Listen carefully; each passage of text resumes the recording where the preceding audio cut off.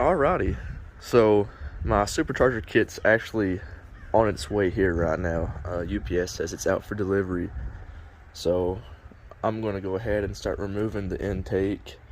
This coolant reservoir, you're just going to loosen it up and kind of push it over to the side because you need access to the tensioner down there. And then of course the fuel rail, got to loosen it up, and then I've got to take a strut bar off. And then just simple things like removing the vacuum lines and stuff before you can start unbolting the supercharger. But yeah, I'm gonna go ahead and get started on it and update throughout the process. Alrighty, so far so good.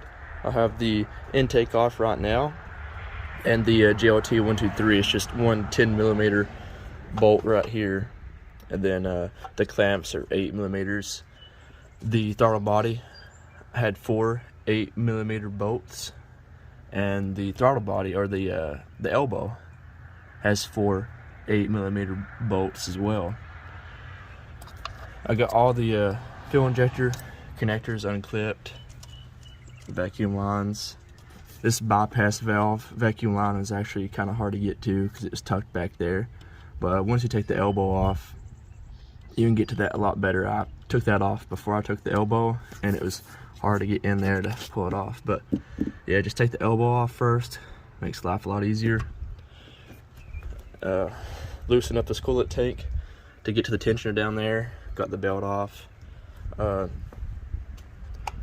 the passenger side PVC lines removed, vacuum lines over here removed, connectors, of course, fuel injectors.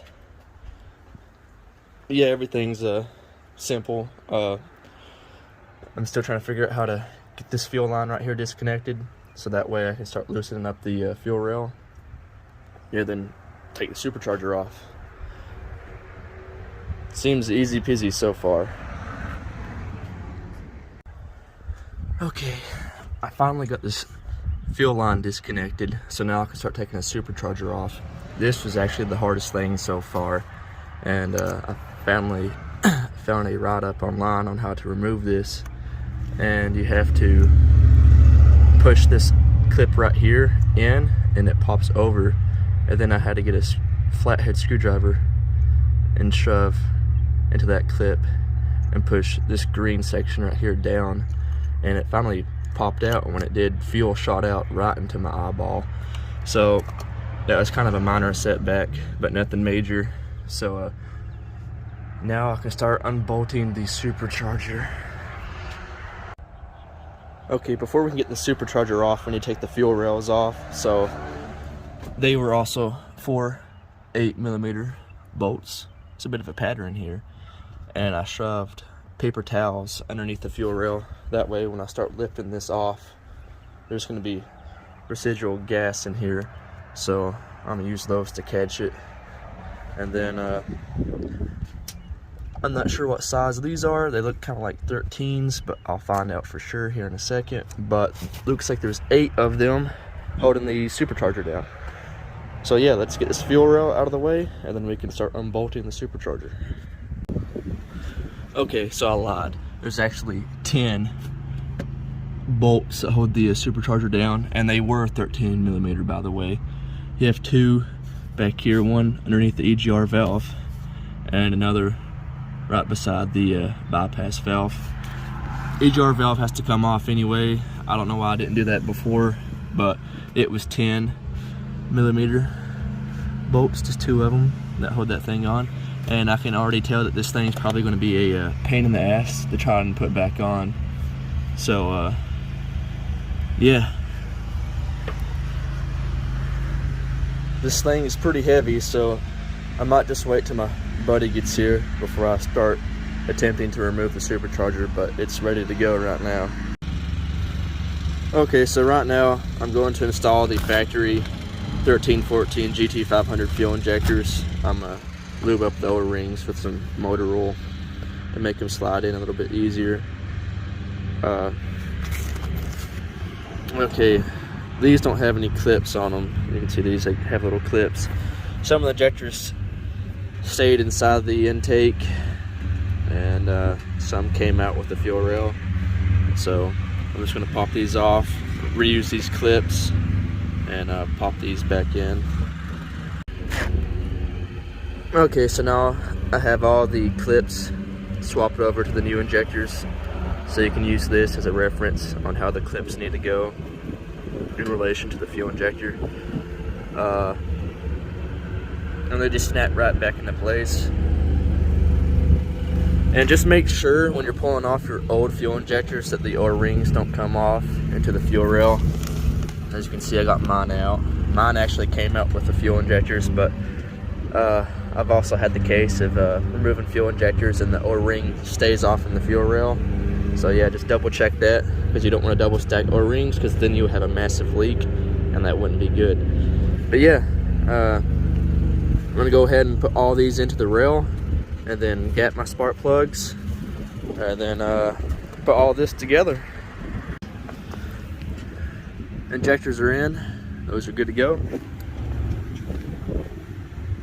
Got the coil covers off and the old plugs out.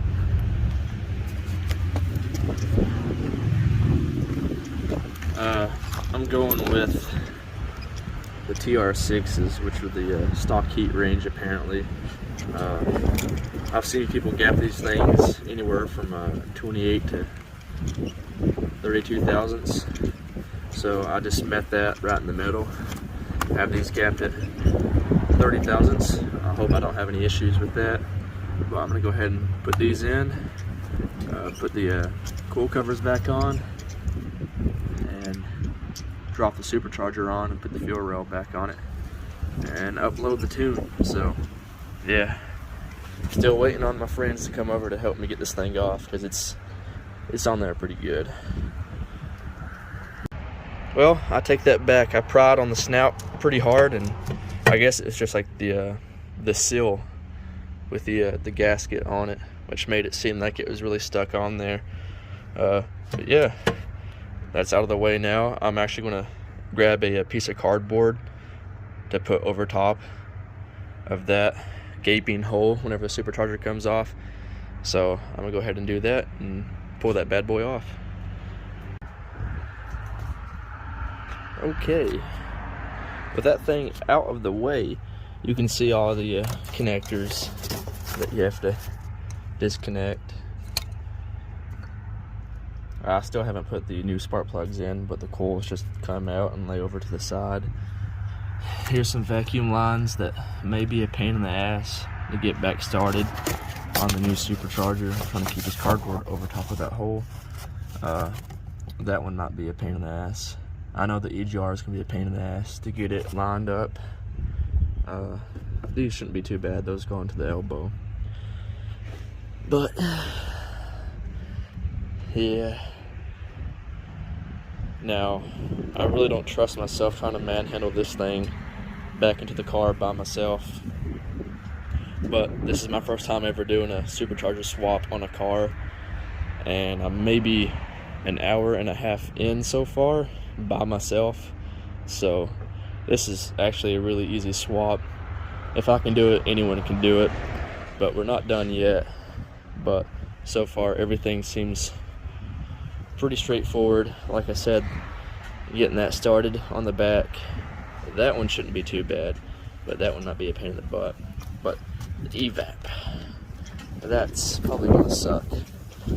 I'm pretty sure this is the stock pulley, but I'm gonna go ahead and measure this pulley just to make sure. I'm gonna get some masking tape and run it around the diameter of the ribs, and then calculate the circumference, find out what size this is, because that's pretty important to make sure you have the right tune for the right pulley. So yeah, I'm gonna do that right quick. There's the old M122, making pretty good time so far. Might have it running by this evening. Alrighty, we got some help over here today now. Look at these boys, teamwork. But the new spark plugs are in. Yeah, spark plugs are in, batteries out, so we can get this fourth one back here a little bit easier, and then we can put the supercharger on.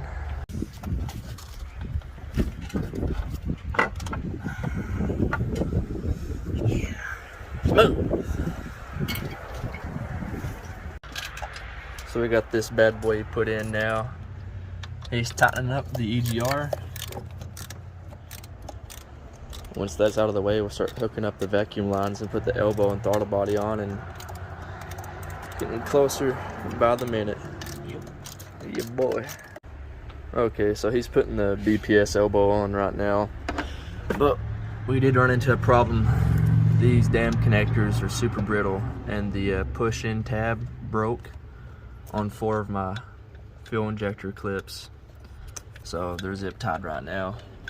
And that will do me until I get some new ones and splice them in with the connector. But yeah, we're slowly getting there. It may run or it may not. We're about to find out soon. Okay, so my buddy just finished putting on the throttle body, and we had to do some modifying with this elbow from the BPS high flow elbow. This, I guess, is for a 1314 car, and we had to cut the beveled end off of this joint to make it work with the brake booster line. So that's one modification we had to do. And watch out for the connectors, they still want to break on just about everything.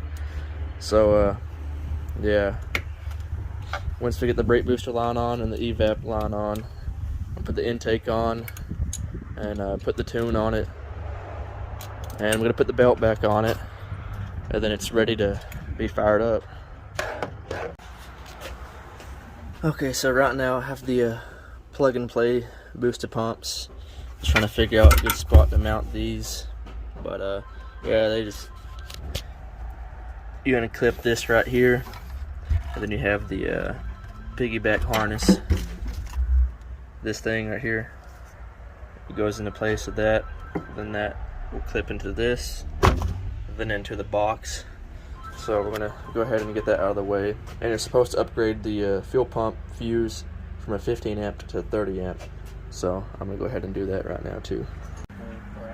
Okay, booster pumps are mounted in place. Ground wires are hooked up. Got the battery in, getting ready to upload the tune and start the car and hopefully see if it runs or not.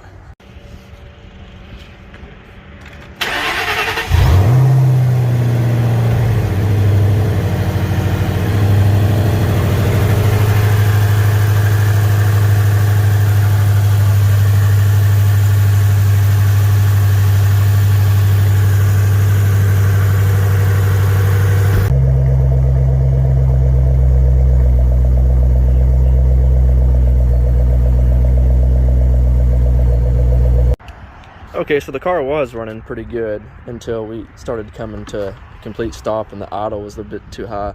And the issue with that is that we left a vacuum line unhooked. On the bypass valve. Yeah. Not only that, but we had both vacuum lines